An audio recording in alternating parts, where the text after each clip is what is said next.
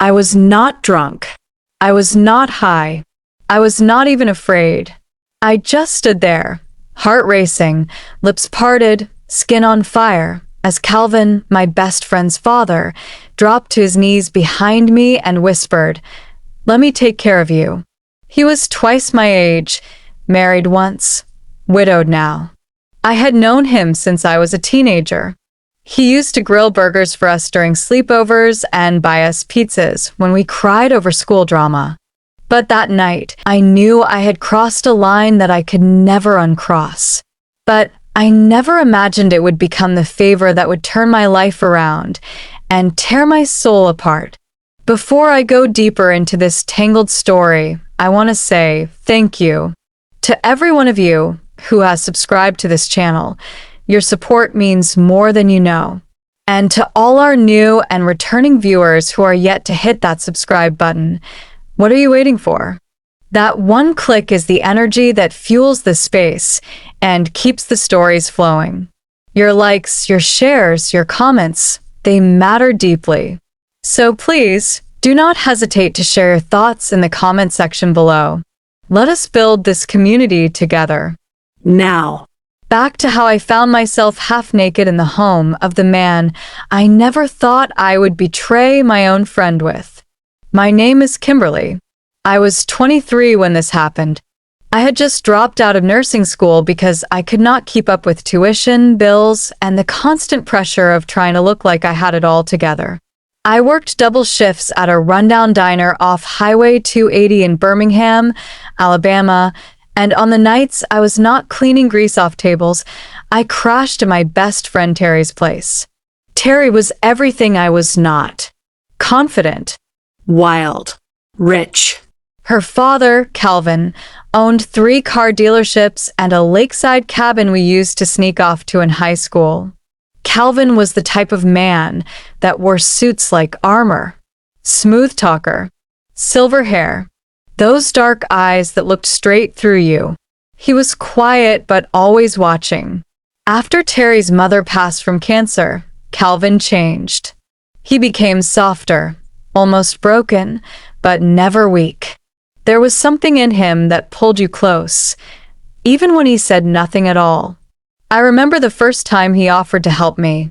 I was sitting on the back porch, crying over a notice from my landlord.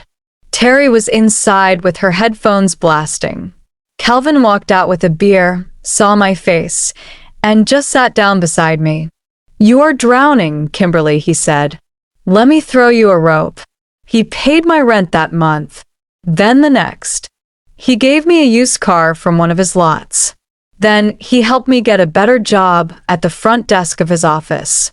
That was the beginning of the favor. But favors from men like Calvin never come without heat. One evening, after hours, I was in his study going over paperwork when I dropped my pen. I bent over to pick it up, and when I rose back up, he was behind me, his breath brushing the back of my neck. "You are beautiful, Kimberly," he said. I froze. That was the first time he ever said anything like that. I should have said something. I should have moved. Instead, also knew something was coming. Something dark. Something dangerous. Something that would make me question if I ever truly had control at all. I wish I could tell you that was the only time it happened. That one night of weakness ended quietly in shame, and I walked away untouched. But the truth is, I walked back into his arms again. And again. And again. The next morning, Calvin texted me, "Come by the lake house. Just us." I had no idea. She thought her father was just helping me get back on my feet. She even joked about how I was like a second daughter to him. First, the secrecy made it thrilling. The risk. The lies. The guilt. I wore it all like perfume. Calvin told me I was special. That I gave him life again after losing his wife. That I made him feel like a man, not just a grieving father. I believed him. I wanted to believe him. But slowly, he began to change. He got possessive. Controlling. He wanted to know who I was texting, where I was going, He did not like me being close to Terry anymore. "Keep your distance," he said one night. Too many questions. I laughed, thinking he was being paranoid. But then Terry asked me why I stopped coming over for girls' nights. She said, "You are acting weird, Kim. Like you are hiding something. You seeing someone?" I lied. I told her I was just focused on school and work, that I was tired, that I had no time for guys. She laughed and hugged me. "You better not be sleeping with my dad or something," she joked. My heart almost stopped. She had no idea, but the guilt rushed up my throat like vomit. That night, I told Calvin we needed to slow things down. He stared at me coldly. "After everything I have done for you? After all I gave you?" His voice was low, like it carried a threat wrapped in silk. He reached into his pocket, took out a diamond bracelet, and placed it on my wrist. "You do not walk away from me, Kimberly." And I did not. I stayed, even when my soul screamed for me to run. Then came the night everything almost fell apart. Terry invited me over for dinner. Just the three of us. I had not seen her in weeks. Calvin told me not to go, but I knew if I kept avoiding her, she would get suspicious. I walked in, nervous, lips trembling. And there he was, Calvin, sitting at the head of the table, acting like I was just another guest. I dropped my fork. Terry was talking about some guy she met at work, giggling, not noticing how I was shaking. Then she said it. "Dad, you remember that night Kimberly came over to help you with paperwork? She told me you two worked really late. What were you working on again?" My mouth went dry. Calvin smiled calmly and said, "Just bills and tax papers." Then he looked at me, his eyes dark, his jaw tight, as if daring me to speak. I nodded and forced a smile, but I could feel my lies cracking. One more question. One slip of the tongue. One wrong look, and everything would explode. It all came crashing down 2 weeks later. I had powerful, desired, wanted, but all I felt was hollow. Calvin was in the next room. This was just another morning in a world that would never exist outside that house. I was about to tell him I could not keep doing this, but my phone buzzed. It was a text from Terry. "We need to talk. Now." I stared at the screen. My hands trembled. Before I could respond, she called. "Kimberly," she said, her voice shaky. I went through my dad's phone. I saw the messages, the hotel receipts, the pictures. "You were in his bed, Kim. You were in my father's bed." Silence. My mouth opened, but nothing came out.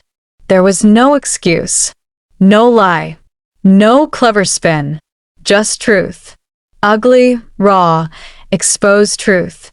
"I trusted you," she whispered. "You were my best friend, my sister, and you were screwing my dad behind my back."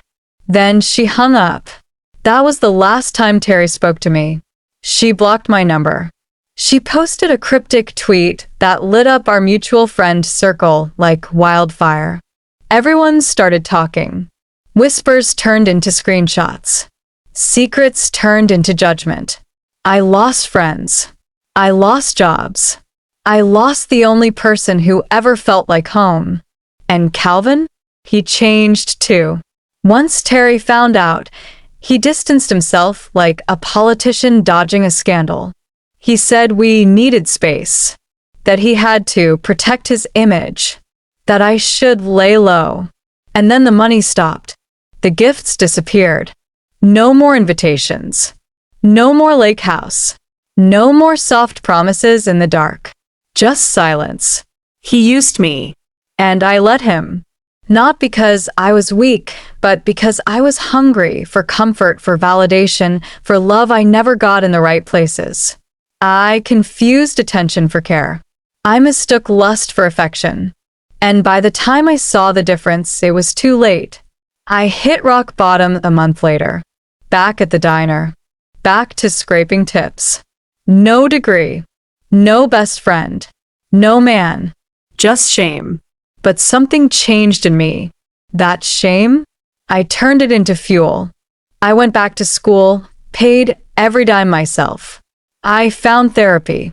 I found healing.